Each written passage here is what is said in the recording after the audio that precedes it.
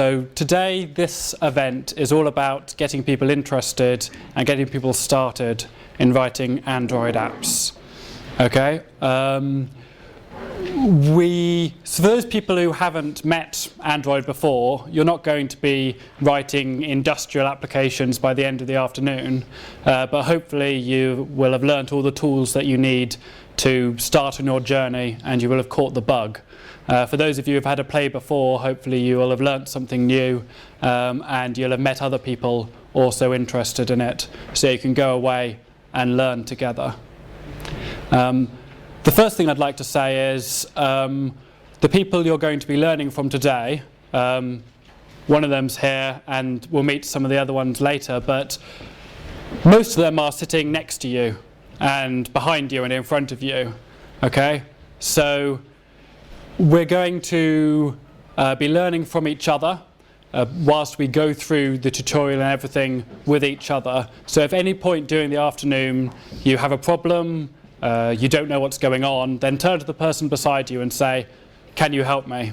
And they might be able to help you. They might turn to the person next to them and say, "Can you help me?" And eventually they'll find somebody with the answer, hopefully. Okay, so that's the kind of atmosphere we want going on this afternoon. Yeah. So we're not teaching you. We're facilitating you learning. We're facilitating you having fun as well. That's the important thing. Yeah. Cool. So if we just introduce ourselves. Firstly, we've got Matt, our resident expert. Do you want to just say a few things about yourself?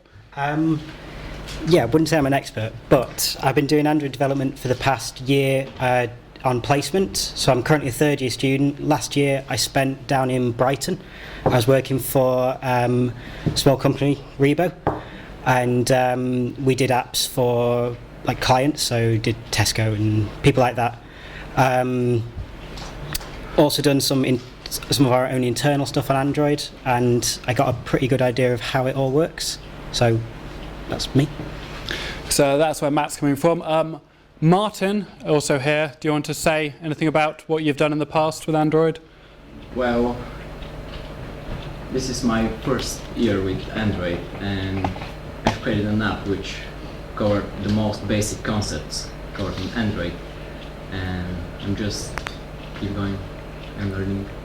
So Martin's an example of a person who wanted to be able to do something, went away, learnt it, made mistakes and learnt from those mistakes. So hopefully today you'll be able to learn from his mistakes as well as your own. The other three people on there are me, Daniel and Dragos, who are sitting at the back. We're from Man Up, so if you haven't heard of Man Up, quick plug, we're Manchester Ultimate Programming. We hold events like this and weekly talks where we try and have fun with computers. And if you want to know anything more, go to our website, our Facebook page, and ask us questions. Quickly summary of what's going to happen today, so everybody's on the same page. We're going to have a talk, which is why we're in this room, because this is a room for giving talks. And it's going to last about half an hour. Matt's going to give you an overview of Android, how all the different bits fit together, some grounding, so when we go and start running through the tutorial and start doing some more work, we have a shared understanding. When we move through to LF15, we're going to split it into different groups depending on what people want out of the session. So we'll have a group for people who haven't done anything before walking through that door, and we'll help you install what you need to install, get things set up. We'll also have another group for people who want to start running through the tutorials, going through. And we'll also have a third group for people who've had a play before and want to look at some more interesting topics, want to start doing some development and that kind of thing. So can I just have a quick show of hands? Who's an expert in Android? So nobody. Well, that's good. Who's had a play before? So quite a few of you had a play before. Well, that's good. So we're going to give you the opportunity to get together and play together. Who's managed to go through our installation instructions and install some things on their machine? A lot of you. Good. Who hasn't? Who's just walked through those doors and hasn't done anything? Include yourself in that group if you've tried and failed the instruction sheet. Okay, two more people. 3 more people, good. Okay, so it looks like we're going to have a nice mix of different things going on. Brilliant. So So you might get to different stages in this depending on what you've done before getting here. If this is very successful, then we might meet again and give people an opportunity to build on this. This is kind of a toe in the water to see what we can get out of this, and I hope everybody has fun. That's the most important thing. So I'm going to hand over to Matt now, who's going to talk about things that you're actually interested in hearing about. Okay, thank you very much. Let's do this quickly. Okay, so what I'm going to talk today is mainly just a basic overview of Android. So it's not going to be too much about how you actually code stuff. It's going to be more just an overview of how the system fits together, all the different components, and just pointing out bits that you should probably look more into in the next couple of hours. So there'll be a little bit of code shown on the screen, but I'm not going to go through it too much because the documentation is actually pretty good for doing that. And in half an hour, I don't think we've got much time to actually do some code. So, let's quickly go through the basic structure of an Android app. So at the very top of it, you have the application. So each component has its own life cycle. So what that means is you've got a Java class, and it'll have methods that are called at specific times. So you normally have like onCreate, onPause, onResume, and onDestroy. So onCreate is when it first gets created. So in the application's case is when you first launch it, you'll get that first I'm being created. So that's a perfect opportunity to start kicking off some of the stuff you need to do in the background, some of the bits you need to do for your app. Below that, you've got each activity. So who actually uses Android as their day-to-day phone? Cool. So each of the screens that you see, each of those is essentially a different activity. And for all intents and purposes, you can class it as a separate application, almost. So they each have their own life cycle. So when you first open a screen, it'll go on create. So it creates the view and starts setting out all the layout and stuff. And then it'll go through a series of other methods which set up the class and make sure it's ready to go. So you have multiple of these in each application and you sort of navigate between them. Below the activity, you have what are called fragments. So has anyone got an Android tablet? A few people? No, Tom has. So the fragments are basically the different elements on the screen. So you've got, I'll probably run through an example now quickly, seeing as not many people have seen it. Visualizer, left. Cool. So, if I use this, is that on? Yeah, cool. So if I use the calendar as an example. So on this screen here, you've got one big fragment at the top, which is the bit that you interact with there. You've also got another bit of UI here and another bit there. So you can think of it as encapsulating a single bit of UI within one screen. So if I look at the same application, which is exactly the same code, running on my phone, okay, so hopefully you can see that all right, but that is basically the top bit that you saw on the application. So you can encapsulate these bits of UI as a single class and then reuse them in different parts and different configurations depending on the device. Okay, and then below that you've got the views. So these are each of the individual elements on the screen. So Android's got quite a lot of built-in elements, but the most obvious ones are things like text views, image views, edit text, which is like a text box, date pickers, all this sort of thing is all built in. So you can use them in your fragments.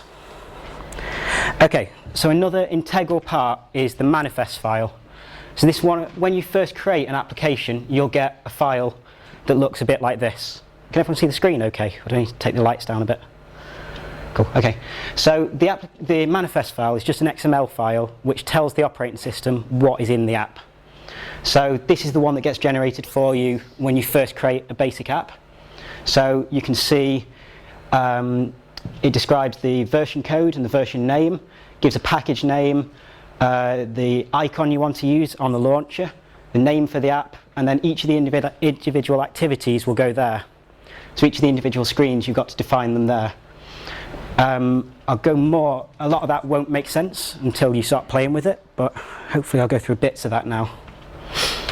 So, activities. So these are really integral to Android. So each of them have their own life cycle, like I said. So you can treat them almost as a separate application. There shouldn't be very much shared state between them.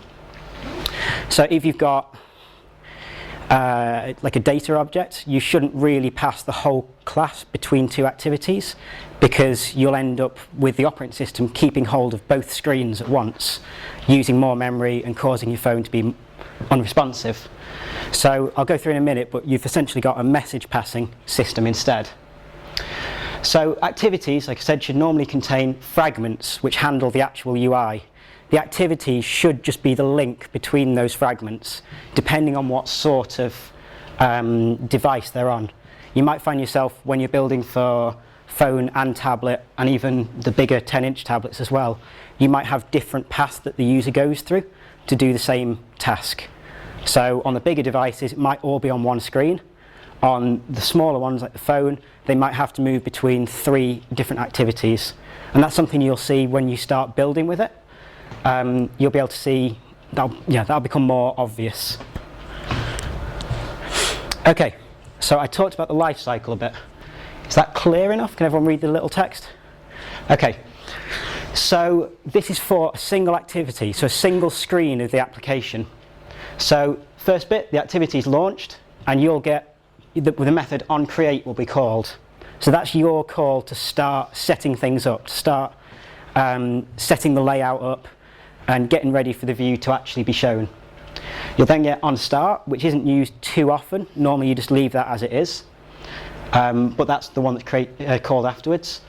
OnResume is called the first time it's set up, but also if the user goes away from activity and then comes back. So if they go away, they click on a link, go away for a minute or whatever, and then they come back, you'll get OnResume.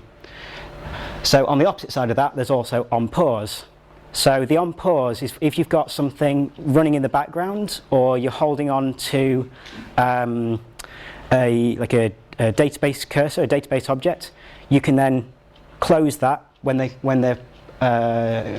get called OnPause, because the user's no longer looking at your activity. They've gone away, so you don't need to hang on to it. You can free that memory, and then when they come back in on the OnResume, you can then reopen it.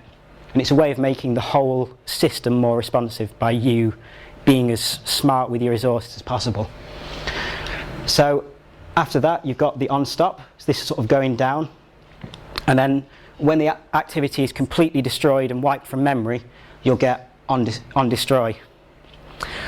One strange thing with this is when you rotate the device, so when you go from portrait to landscape, you'll actually go through this entire life cycle.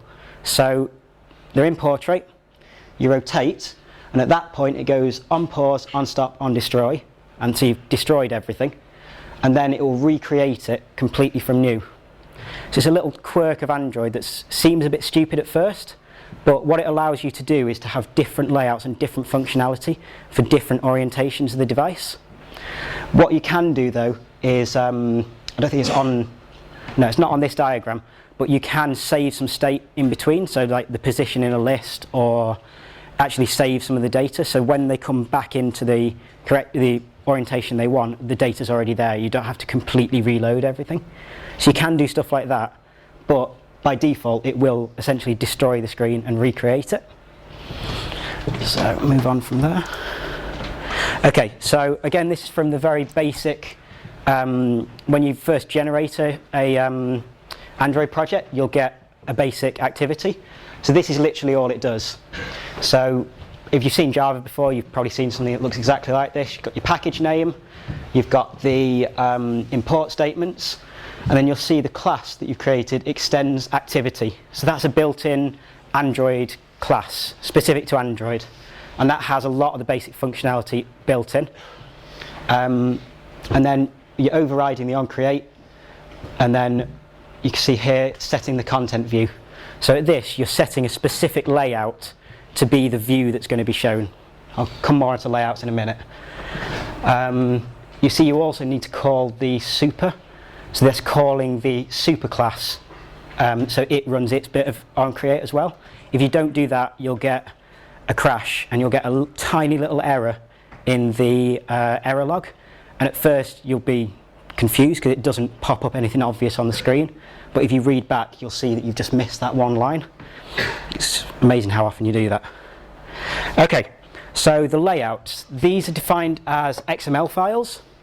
So they basically lay out everything on the screen.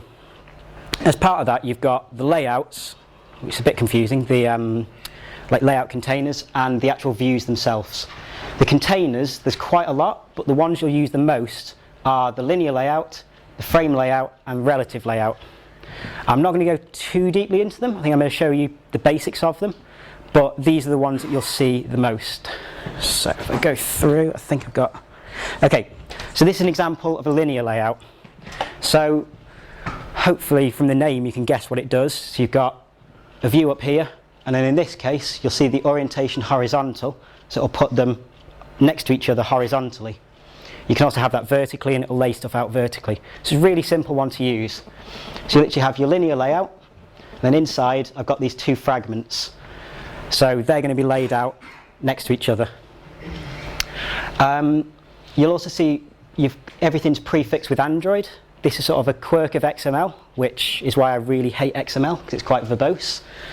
But you generally have to do that with everything. And you've got layout width and layout height. These are required for every single element you put in. If you don't do this, you won't get any errors at compile time, but when you try and show the layout, it will just crash. It'll complain. So the options you've got for that are fill parent, wrap content, and putting a specific width in. The fill parent does what it says.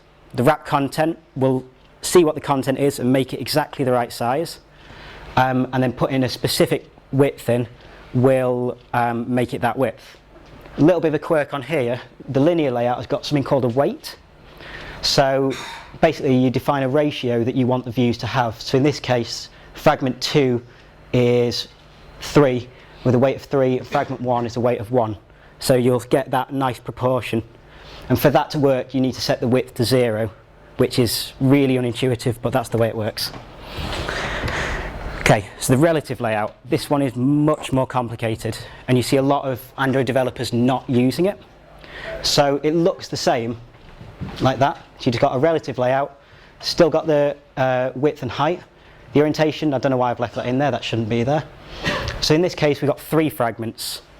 So the way the relative layout works, you put the views in and you say how they're laid out relative to each other.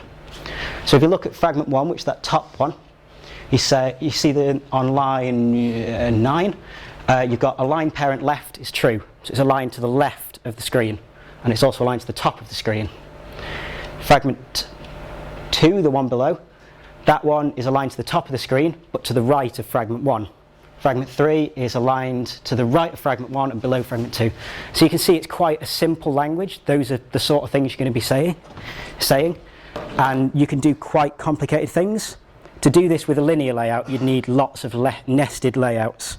And when you get to really complicated ones, it starts getting quite slow, because in that case, there's only one layer that it has to go down. So this is what it looks like when you run it. So you can see fragment 1 to the top left of the screen, fragment 2 to the top and to the right, and fragment 3 taking up that space there.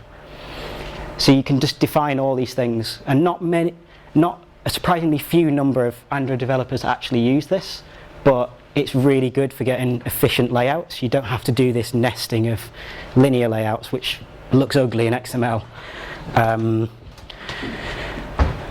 And this is just much easier, much quicker. One thing I'll say as well, I'll go back, there's another one which I haven't put in, is the frame layout. So the way this works, it takes up the whole screen, and then any views you put in there are laid on top of each other. So the one at the top goes to the back, and then it goes forward. I think it's that way around. So this is best to use when some of the views have got some sort of a transparent area. So if you've got an image and you want to overlay some text on it, you'd use a frame layout.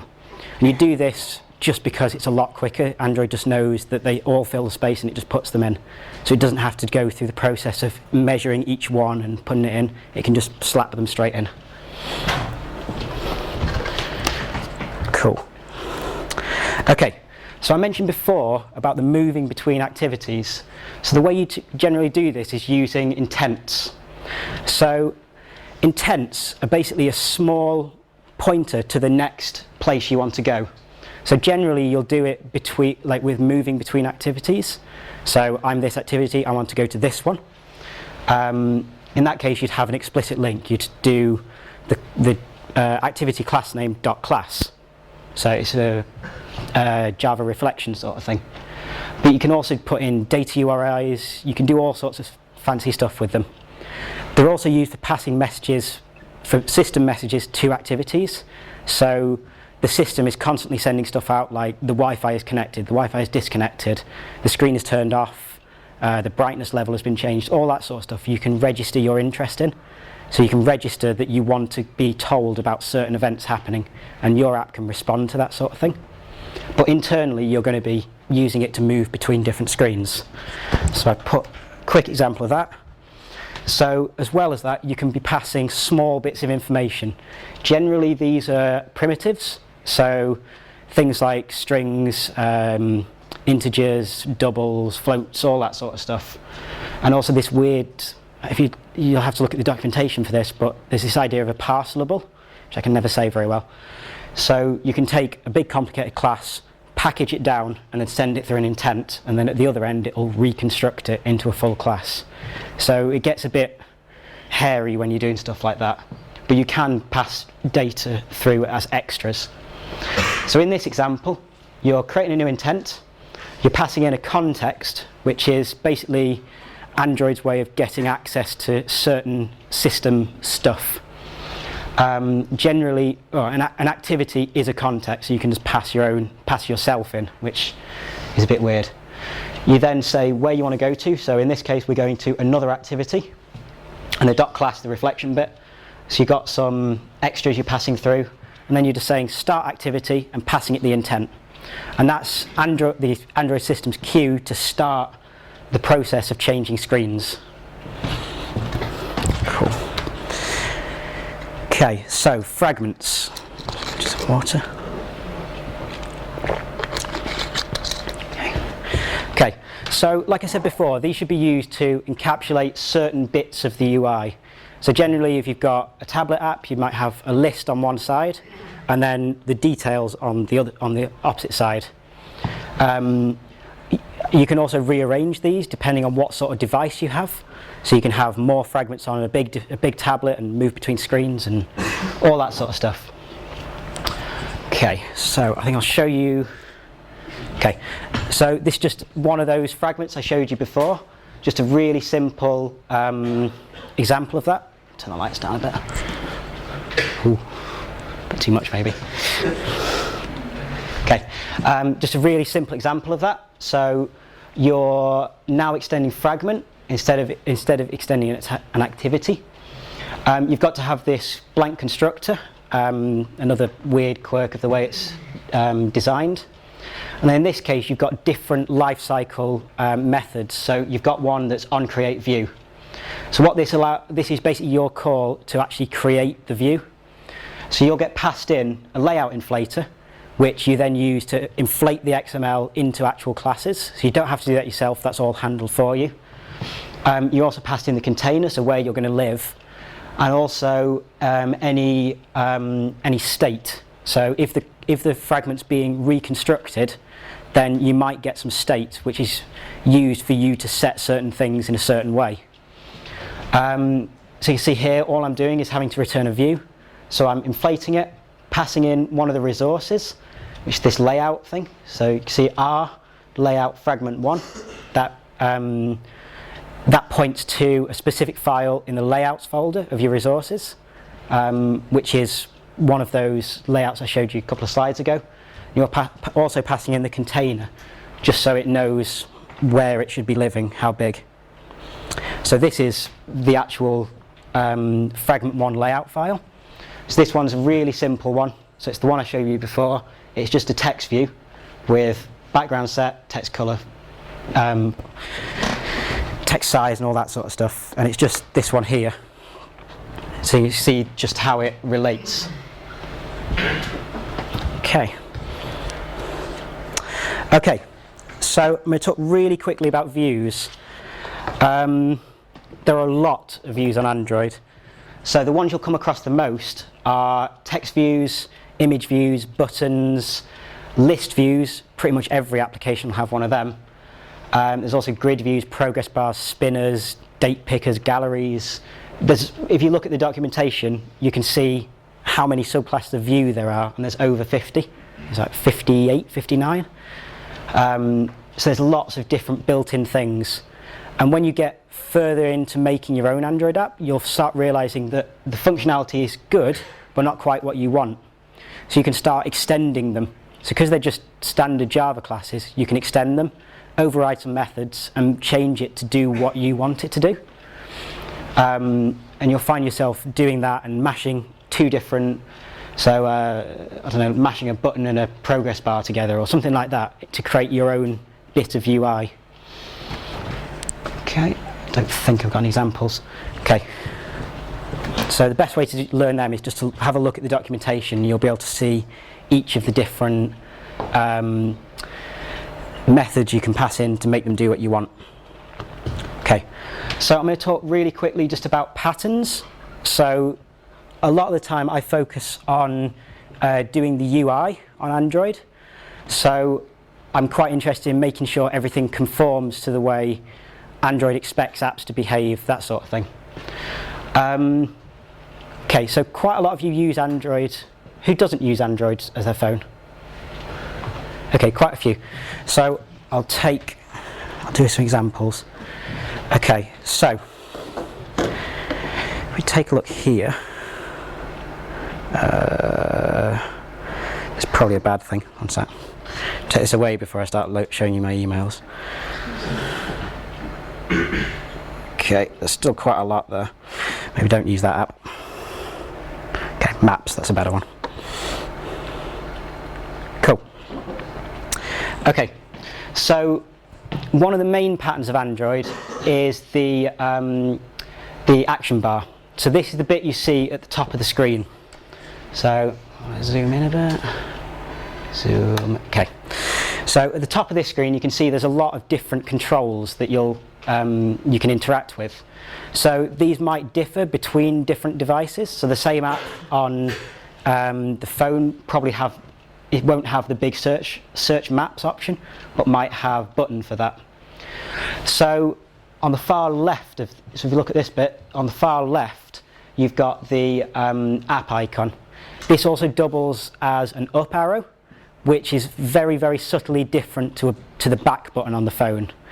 I'm not going to go through that because it's complicated and wordy, but if you look at the documentation, it'll explain the differences between the up and the back. There's different actions that they should perform. So number 2 on this list is a spinner. So you can choose, instead of using tabs, you can use what's called a spinner to navigate your app. So you can see it with the calendar.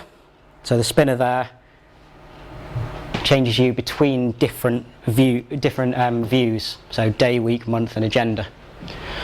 You've also got these buttons. So these are commonly used functions.